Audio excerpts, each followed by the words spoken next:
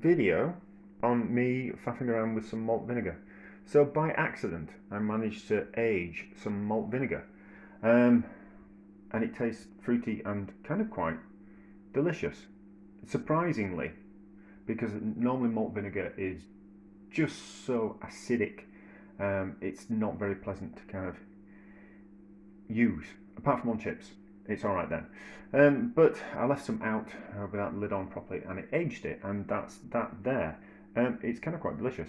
So to replicate that that accident, I decided that I put some in a bottle, and it's creating its own mother at the top of the bottle there. It's got a what we call it, a cloth over the top. So that's aging, and then I kind of thought I've got this oak barrel that my friend gave me. These are something that you can just see. It's quite big, probably about 20 litres. Looks about right, I think, 20 litres, maybe a little bit less, but we'll see. My friend gave it to me, and what you're supposed to do is you're supposed to put whiskey in it, and then you age your own whiskey at home. It takes on the flavour of the oak, all that kind of stuff. A bit of fun. He's not going to use it. He was like, "Oh, you can have it." So I kind of thought, I'm not going to age any whiskey in something like that. To buy 20 odd litres worth of whiskey to age in it just seems like a lot of a cost, and not really kind of know how it's gonna turn out. So I kind of thought what we'll do is we'll buy a load of cheap malt vinegar. So that's 35p for just over 500 millilitres, and we'll have a go at aging some malt vinegar in a oak barrel. I did a little bit of research on malt vinegar and how it's made, and I did notice that there is a company in Cornwall that age malt vinegar in oak barrels. So I kind of thought, wow, there's no new ideas under the sun anyway. So I just kind of thought I'd have a go myself. So what we need to do is, because this oak barrel's been in my friend's garage for 10, 15, 20 years, he can't kind of quite remember. What we need to do is we need to see how much liquid fits in the barrel, and then we also need to, I'm going to find out how much liquid it holds by pouring some water into it. So I'll just measure out 2 litres of water at a time, keep filling up the barrel until it's completely full. And then I'm going to leave that water in the barrel, and then what that will do, the water will seep into the wood and expand the wood and make it completely watertight. I don't think it'll be entirely watertight at the moment.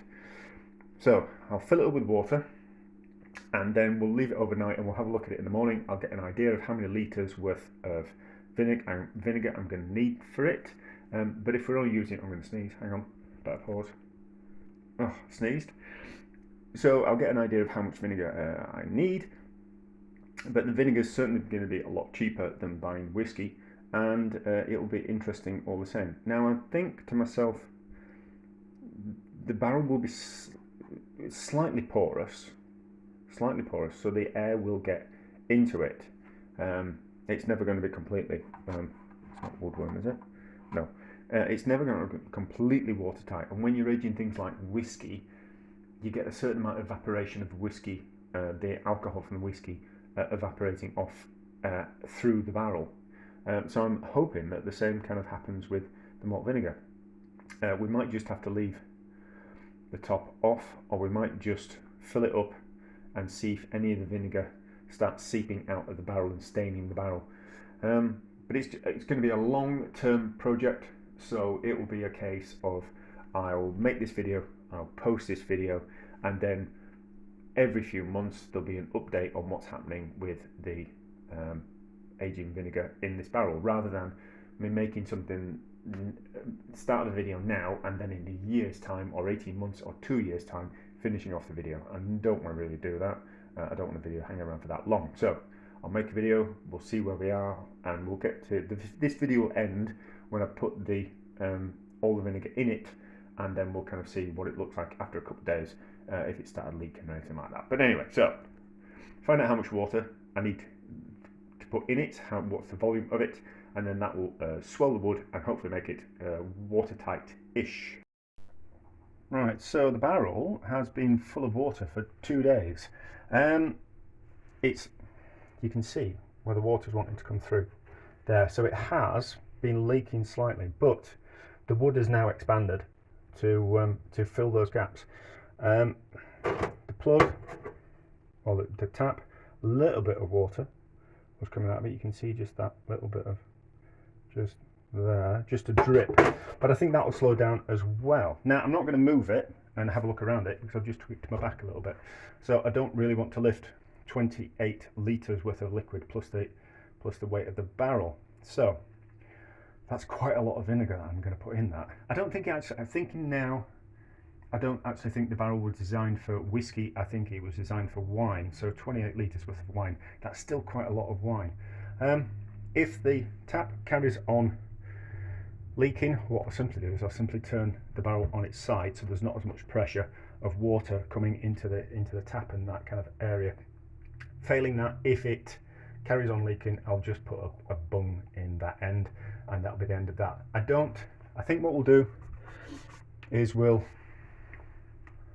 leave it for 6 months and then taste the vinegar and see what it tastes like, and then we'll be able to decide if it has